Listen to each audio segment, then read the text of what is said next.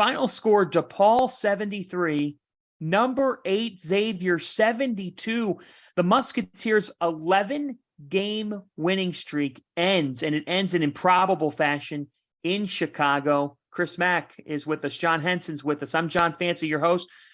Coach, give us your reaction here to DePaul finding a way over Xavier. Well, I think that it's been something that's, I think, been on Coach Miller's mind, really, even throughout the winning streak. And that is, I think his team needs to get better defensively, and I think he knows that.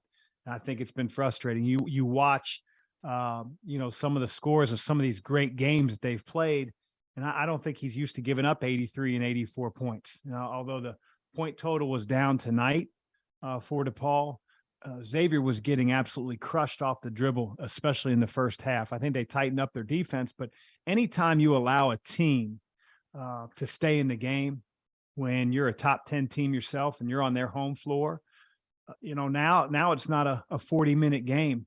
It's a 7-minute game. It's a 6-minute game, and then you throw in the fact that Xavier's backcourt between Sully Boom and Colby Jones go 4 for 26.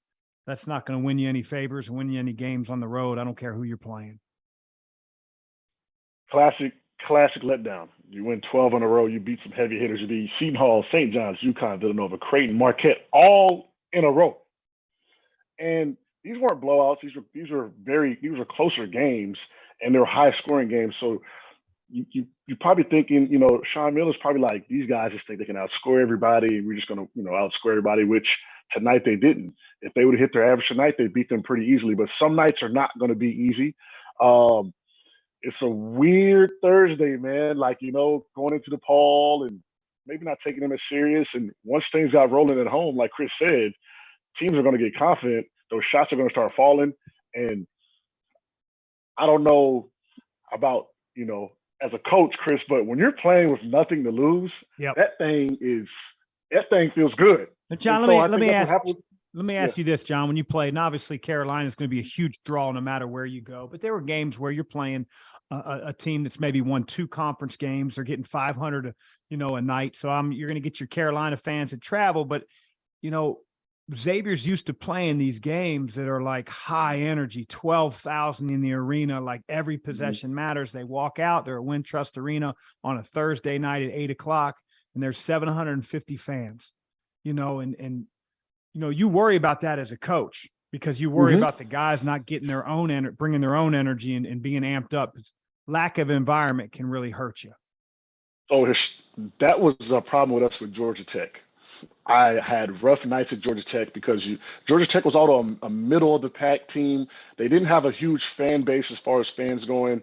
You're in Atlanta, which is a bigger city, even though Georgia Tech doesn't seem like it. And so we would have to bring our own energy, and we struggled there sometimes because it wasn't 20,000 people screaming in the student session going wild. So that was something that's a great point. In Georgia Tech, they're used to that. They're used to not having fans. Yep. And so we always struggled with Georgia Tech, even with Clemson. Clemson was rocking as well, but Clemson was not an easy place to play. And you could almost overlook it if you don't, kind of get your mind right. And I think that's what Xavier did, man. Chicago on a Thursday, it's a little chilly. DePaul's in the cellar. Hey, we're averaging 90 points a game, 12 in a row. This happens to professionals. So college kids, I'm not surprised. And obviously, John, we got a great relationship with Coach Miller. Obviously I coached under him for a while. And I know that it's been bothering him that his team isn't better defensively. I mean, that is what his DNA is. And I think this will certainly get his guys' attention because there are going to be nights, in the NCAA tournament when you might not be at your best on the offensive end, when your best offensive player or two get in foul trouble and you're without them the last 6 minutes of a half or, down the stretch in a game. And so they got to tighten it up on the defensive end. And I don't think there's a better coach in the country to help get them there. I love Sean Miller, man. Yeah, we'll see how they can bounce back. And I think Sean Miller has done. Look, it's not like it seems as if some fans, some followers out there, forgot how good of a coach he is. I mean, he didn't lose his coaching skill. Things happened. Drama happened. That's for another day. And frankly, that day's over. Yeah. That's in the past. That's in the past. Mhm. Okay. Like he will get them to bounce back here. They have really, in terms of a get right spot, they host Georgetown this weekend. So, I mean, very few teams, I don't care if they're a top 5 team or not, very few teams are going to go throughout the season without having a clunker. And, you know, if it rights the ship, and I don't even act like the ship was going the wrong way or the ship was going down, they had won that many games in a row. It'll be a good lesson learned for them, I'm sure.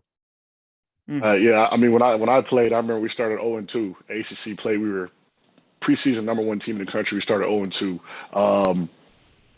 We didn't lose. I think we ended up winning like the last 15 out of 16 or something like that going into the tournament. So that was the best thing for us, honestly.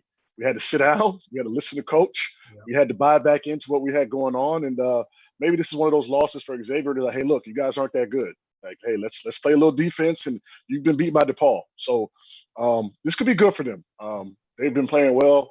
13 in a row, 12 in a row would have been hard. It's hard for any team to win that many games, so I think they'll be fine.